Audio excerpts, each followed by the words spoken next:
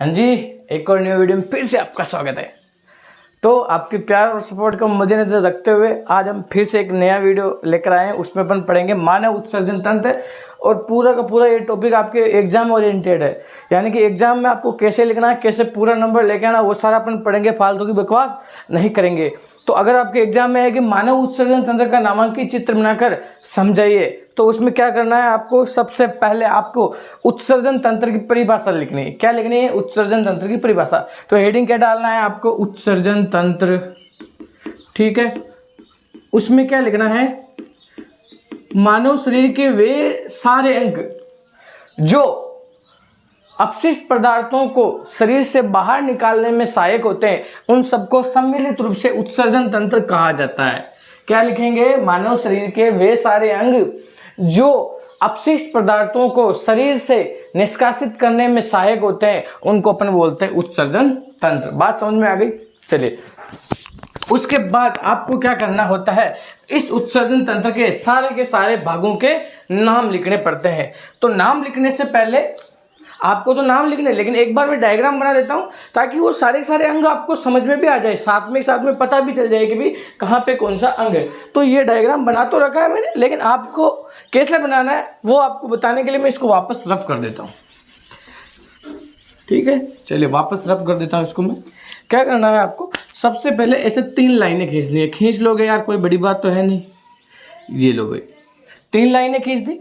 अब आपको यहाँ पे कट लगाना है, यहाँ पे कट लगाना, सीट पे बिल्कुल ऐसे लाइन यहाँ लानी, ऐसे एक लाइन इधर लानी।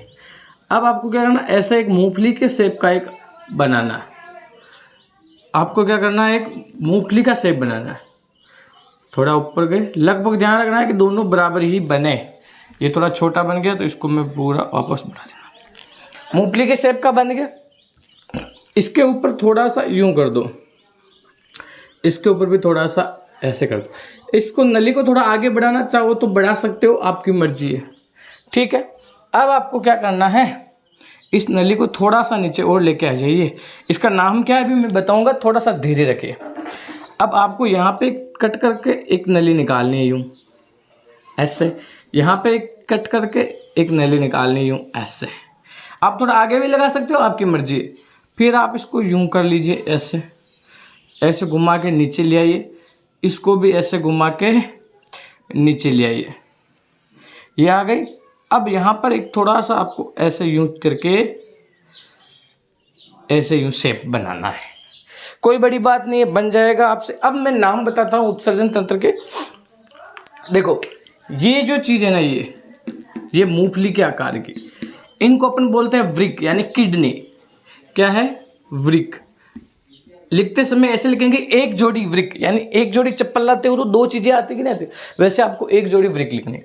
उसके बाद इसके ऊपर जो दिख रहा है, ये छोटा सा ऊपर जो दिख रहा है, उसको अपन बोलेंगे अधिवृक्क। क्या बोलेंगे? अधिवृक्क। ठीक है, कोई दिक्कत वाली बात नहीं। अब इसको आप महाधमनी लिखेंगे। ठीक है, इन दोनों में एक को महाधमनी, एक को महाशिरा लिख लेंगे। ठीक है, एक को अपन लिखते हैं महाधमनी, महाधमनी, और इस एक को अपन लिखेंगे महाशिरा। ठीक है, अब ये आपके मूत्र नलिका, ये आपके मूत्र नलिका। ठीक है, और ये आपके हो गया मूत्रवाहिनी, और यहाँ छोटा सा आप लिख देना मूत्राशय। ये आपके हो गया मूत्राशय। ठीक, डेफिनेशन लिख देना। साइड में डायग्राम बनाना चाहो तो साइड में बना लेना, नीचे बनाना चाहो तो नीचे बना लेना पेज में। ठीक है, अब आपको क्या करना है, थोड़ा सा ध्यान रखना है। अब आपको लिखना है कि मानव उत्सर्जन तंत्र के मुख्य भाग निम्न है। फिर उसमें लिखना है, ये महाशिरा और महाधमनी इसमें नहीं है, ये मत लिखना। आप लिखोगे मानव उत्सर्जन तंत्र में एक जोड़ी वृक्क सम्मिलित होता है। ठीक है, और एक जोड़ी अधिवृक्क होता है, एक जोड़ी मूत्र नलिका होती है, एक मूत्राशय होता है, और एक मूत्रवाहिनी होता है। ये आपको लिख देना है मानव उत्सर्जन तंत्र में, आपको बराबर नंबर मिल जाएंगे। ठीक, अब थोड़ा सा बड़ा आ जाए तो हर एक के अंदर थोड़ा थोड़ा लिखना है। अगर बड़े नंबर में आ जाए तो अब आपको क्या करना है, मानव उत्सर्जन तंत्र की मुख्य इकाई क्या है, नेफ्रॉन है। क्या है, नेफ्रॉन। इकाई का मतलब क्या है, ये जो किडनी होती है ना, किडनी में हजारों लाखों संख्या में नेफ्रॉन रहते हैं। क्या रहते हैं, नेफ्रॉन, नेफ्रॉन, ठीक है। अब ये होता क्या है भाई, नेफ्रॉन को वृक्काणु बोलते हैं, ठीक है। अब ये होता क्या है समझना, मुख्य इकाई का मतलब क्या होता है, जैसे आपका मकान जो होता है ना ईंटों से मिलकर बना होता है, वैसे किडनी के अंदर छोटे छोटे बहुत सारे नेफ्रॉन होते हैं और ये नेफ्रॉन ही मूत्र का काम करते हैं, मतलब मूत्र को बाहर निकालने का काम करते हैं। मेन काम क्या होता है इस किडनी का, आपको लिखना है कि किडनी का मुख्य काम या फिर उत्सर्जन तंत्र का मुख्य कार्य क्या होता है, आपके मूत्र को छानना होता है। क्या करना होता है, छानना। जैसे बड़े बड़े, जैसे अपन पानी छानते हैं ना छाननी से, वैसे ये मूत्र को छानने का काम करता है। अब आपको लिखना है कि नेफ्रॉन की संरचना तथा क्रियाविधि। हेडिंग क्या डालनी है, ये पूरा हो गया। उसके बाद लिखना है नेफ्रॉन, नेफ्रॉन की संरचना व क्रियाविधि। वो सारा लिखने के बाद संरचना व क्रियाविधि, ठीक है, ऐसे हेडिंग डाल देनी। अब आपको नेफ्रॉन बनाना है, तो ये मैं वापस मिटा देता हूं, इसी को अपन नेफ्रॉन बोलते हैं। यही आपके नेफ्रॉन है। इसको आपको कैसे बनाना है, इसके लिए मैं इसको वापस एक बार मिटा देता हूं, ठीक है। चलिए, आपको क्या करना है, सबसे पहले एक प्यालीनुमी संरचना बनानी है, कटोरी की, ये बना दी, ठीक है। अब इसको थोड़ा यूं घुमा लेना है और ये ऐसे घुमा लेना है, हो गया। फिर ऐसे कर लेना है यूं, बड़ा, थोड़ा सा बड़ा बड़ा बनाना, ठीक है। अब इसको थोड़ा छोटा कर देना अंदर से और एक नली यूं बना लेनी, ये होगी, ठीक है। यहाँ से थोड़ा खराब बन गया, इसको मैं सही कर देता हूँ। अब इसके नाम लिखते, देखो यहाँ पर एक ऐसे गुच्छे नुमा संरचना आपके मन से बना लीजिए यूं। ये गुच्छे नुमा संरचना है ना, इसको बोलते हैं ग्लोमेरुलस। क्या बोलते हैं, ग्लोमेरुलस, ठीक।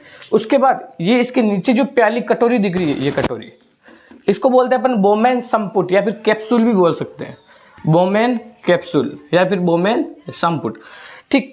उसके बाद ये जो नलिकाकार भाग का अंतिम सिरा, ये क्या है, नलिकाकार भाग का अंतिम सिरा, ठीक। अब आपको लिखना है कि नेफ्रॉन के मुख्य अंग निम्न है।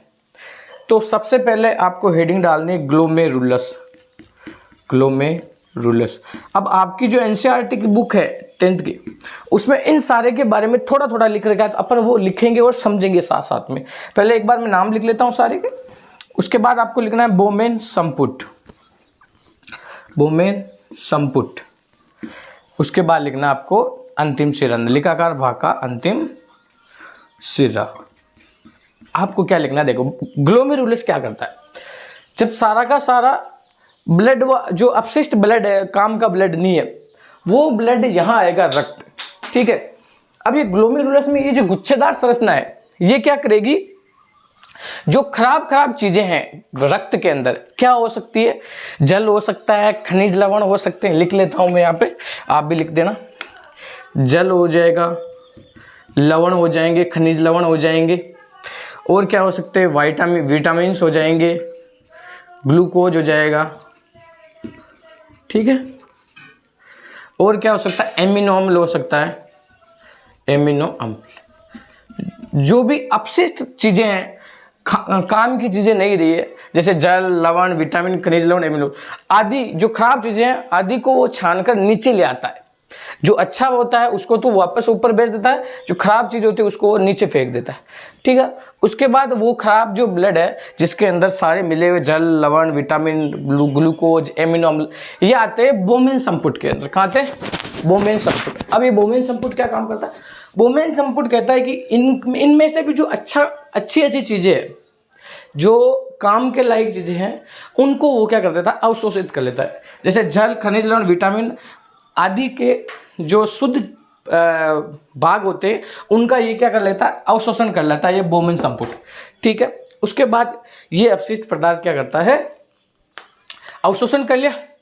उसके बाद ये क्या कर देता है, ये ब्लड आगे आता है, ये जो अपशिष्ट पदार्थ है वो आगे आता है और इस नलिकाकार भाग में आ जाता है। अब ये अंतिम सिरा क्या करता है, अंतिम सिरा क्या करता है कि ये केवल यूरिया को ही आगे भेजता है, ठीक है। क्या करता है, यूरिया को मूत्राशय के अंदर भेज देता है, ठीक है। ये हो गई आपकी पूरी इसकी क्रियाविधि मानव उत्सर्जन तंत्र की। ठीक है, आशा करूँगा अच्छा लगा वीडियो, अच्छा लगा तो लाइक शेयर और कमेंट जरूर करना। Thank you so much for watching.